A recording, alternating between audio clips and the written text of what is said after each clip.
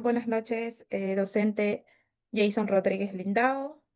Somos estudiantes de la Universidad Estatal Península de Santa Elena, Facultad de Ciencias Sociales y de la Salud, en este caso estudiantes de la carrera de Enfermería. El caso práctico número 2 se trata de el trabajador en una fundición de la asignatura Bioquímica. Somos el curso 1-3 y nuestro grupo es el número 6. Voy a proceder a presentarles a los miembros de los integrantes. En este caso tenemos al compañero Yulan Delgado Adriel Francisco, la compañera Laine Lidia Priscila, la compañera Nayeli Sánchez, la compañera Dayana Nicole Cheleguale, la compañera Michelle Verónica Santos Asensio y mi persona quien le habla, Ana María Tomalá. Como ya lo dije anteriormente, el título de nuestro caso práctico número 2 es el trabajador de una fundición.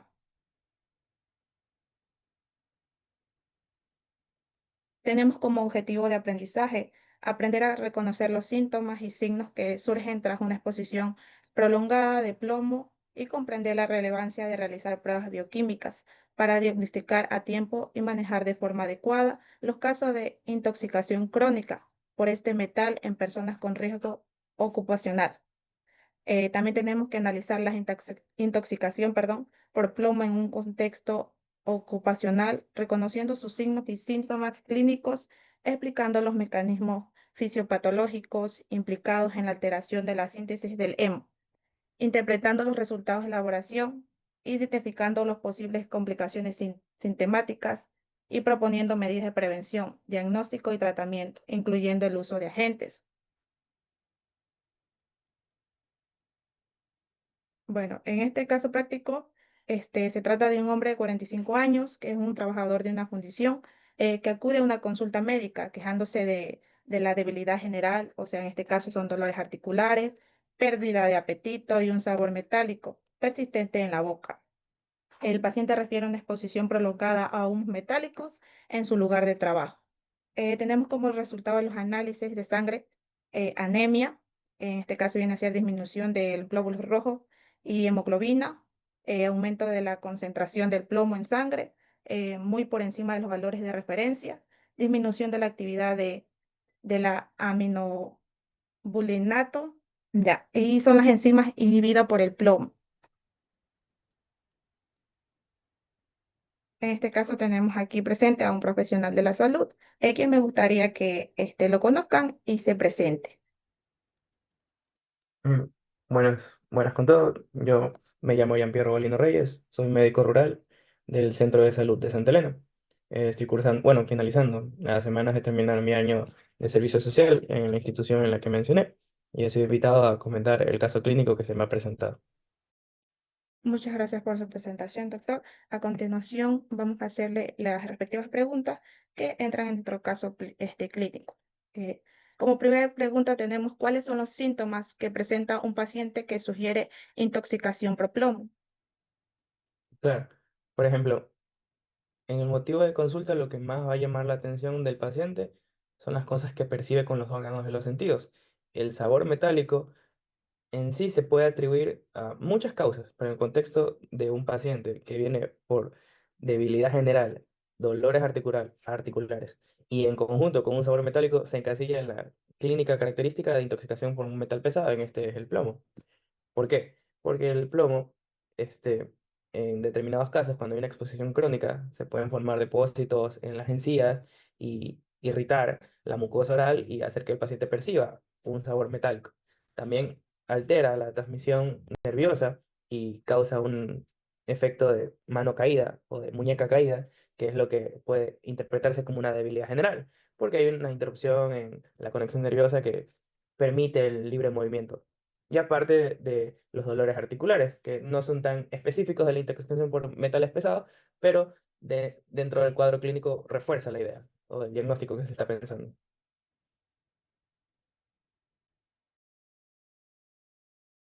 Muchas gracias por su aporte. ¿Alguien más que vaya a preguntar? Bueno, sí, doctor, ¿por qué el paciente presenta sabor metálico en la boca? O sea, yo podría determinar tres causas principales. Una de ellas, dependiendo de la exposición y del tiempo de exposición del plomo, se suelen hacer una línea que se llama líneas de Barton, si no mal recuerdo, líneas de Barton, que son de un color como gris o azuladas, que son por los depósitos mismos del plomo en la mucosa oral, en el tejido que compone las encías. Entonces, esos depósitos pueden ser percibidos en forma a través del gusto y tener la sensación del sabor metálico. Además de eso, también se puede irritar la mucosa oral por una exposición aguda de este metal pesado de una forma gaseosa y dar la percepción de un sabor metálico.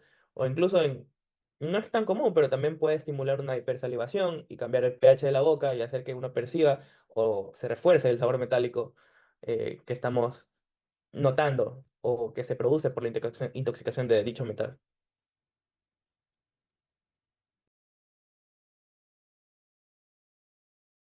Bueno, ¿qué mecanismos explican la anemia observada en este paciente? Por ejemplo, el, en el caso clínico se presenta que tiene una anemia, pero la anemia en sí es un término muy general, debido a que cuando nosotros vamos a hacer el diagnóstico de un paciente con una anemia, en la biometría hemática nosotros vemos valores del tamaño de los eritrocitos, la concentración de hemoglobina del eritrocito, la distribución media de los eritrocitos, o sea, vemos todas las características que podemos extraer de la biometría hemática. En el caso de la intoxicación por plomo, nos entramos un poco en lo que vendría a ser el terreno de las anemias microcíticas e hipocrómicas. Entonces, ¿por qué? Me trato como de explayar un poco más de esto porque hay una serie de enfermedades que pueden causar anemias microcíticas e hipocrómicas. ¿A qué me refiero con anemias microcíticas e hipocrómicas? Que son de pequeño tamaño, o sea, tienen un volumen corpuscular por debajo de 75 femtolitros, e hipocrómicas porque la concentración de hemoglobina media en los eritrocitos es menor al límite inferior asignado. Entonces, la mayor cantidad de anemias microcíticas e hipocrómicas se deben a una deficiencia de hierro.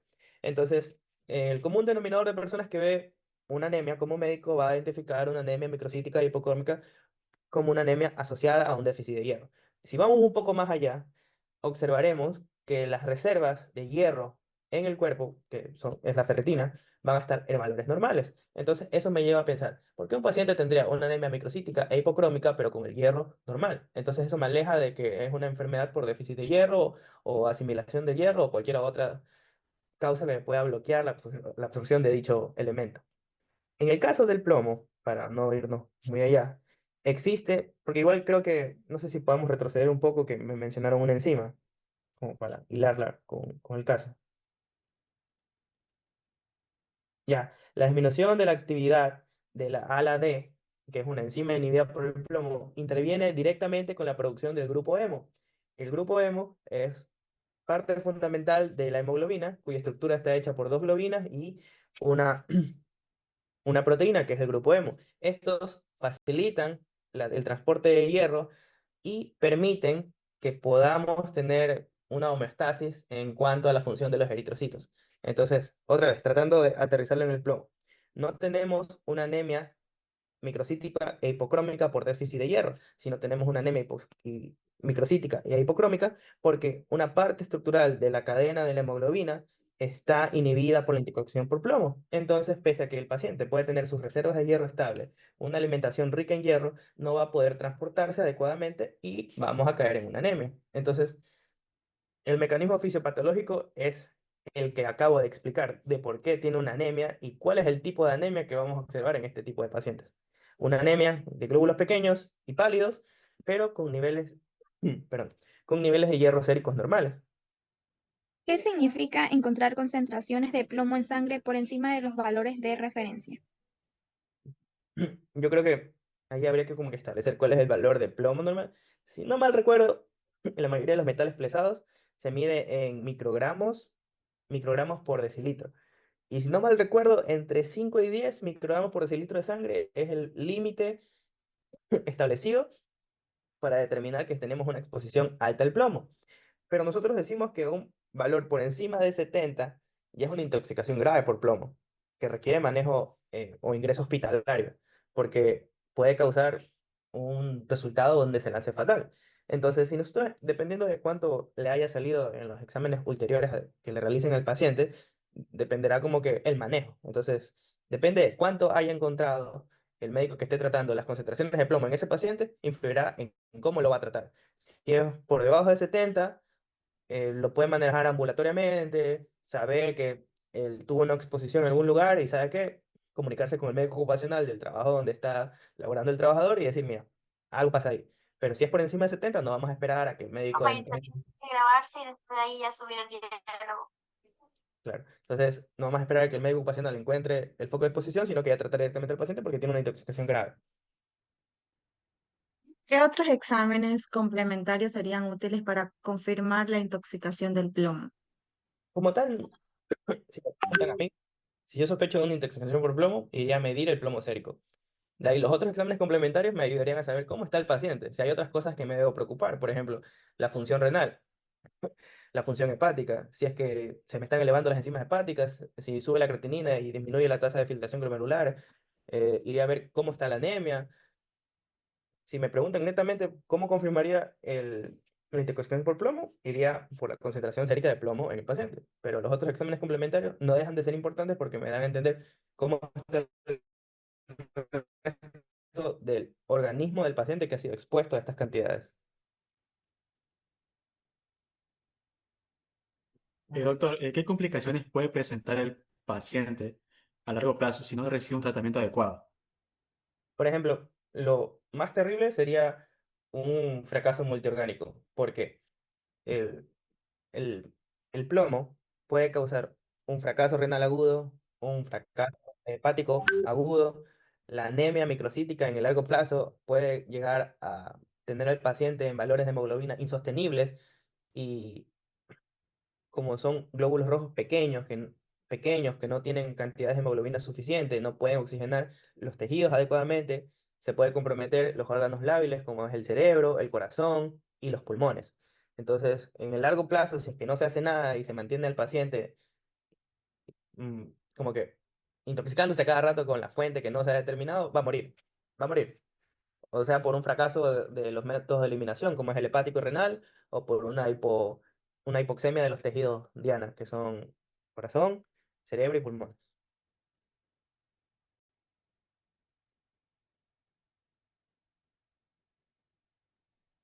Bueno, estos serían lo que son las preguntas sobre el tema.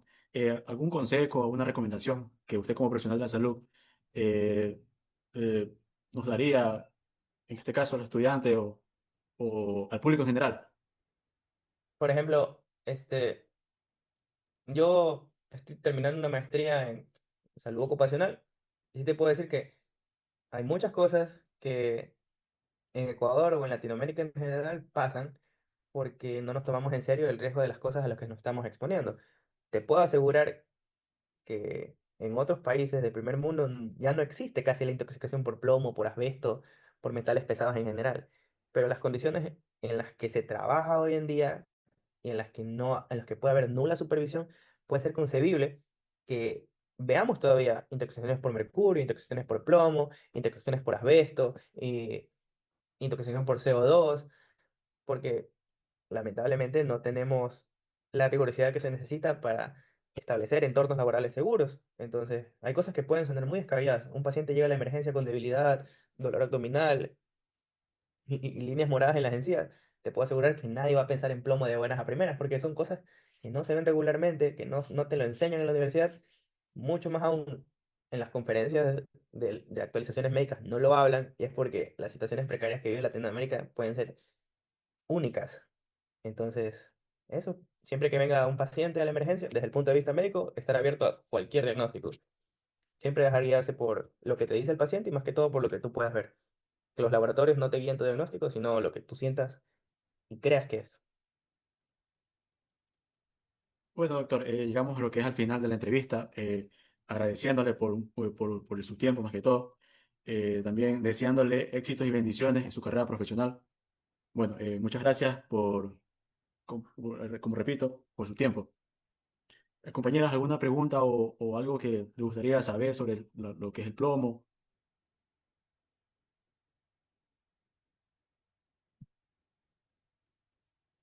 Bueno, doctor, para mí sí ha sido un poco, en este caso, un poco nuevo lo que usted nos ha argumentado en esta entrevista, bueno, en estos pequeños minutos que nos ha regalado de su valioso tiempo. Porque, como usted dice, a veces no hay cosas que nos enseñan a nosotros que estamos estudiando esta carrera. eh, Siempre va a haber algo que experimentar en este caso. A un futuro vamos a tener nuevas experiencias quizás cuando muchos de nosotros lleguemos a lo que es un internado o lo que es una rural. Entonces, como dicen, lo que a veces te costó aprender en un largo tiempo, para muchas personas que nos va a tocar, digamos, enfrentarnos con personas que tengan un mal carácter y lo que les va a ellos, en este caso, a ofender es que quizás quieran que nosotros aprendamos en un día lo que a ellos le tocaron aprender en años. Y también eso es un poco, en este caso, valioso porque el tiempo que uno se toma para estudiar. Entonces, eso, doctor, y muchas gracias. No, no, está muy bien, créeme. Mientras, mientras estés aprendiendo, nunca vas a fallar. Nunca hay que dejarse intimidar por alguien que te quiera hacer sentir mal porque no sabes algo, porque llegaste a esto para aprender. Vas a ir a un lugar a aprender. Y ni siquiera los médicos tratantes cuando llegan a un nuevo lugar saben todo. O sea, la curva de aprendizaje en los servicios de salud como tal es eterna. Nunca nadie deja de aprender algo nuevo y siempre hay que estar abierto a las críticas constructivas y saber que las críticas destructivas no tienes que darles paso porque no es alguien que te quiere sumar, sino restar. Bueno, muchas gracias por tomarse su tiempo para contestar las preguntas de nuestra entrevista. Como lo dije, somos estudiantes de la de la Universidad Estatal Peninsular de Santa Elena y pues muchas gracias por ayudarnos en esta tarea que teníamos pendiente. Ok, gracias a ustedes.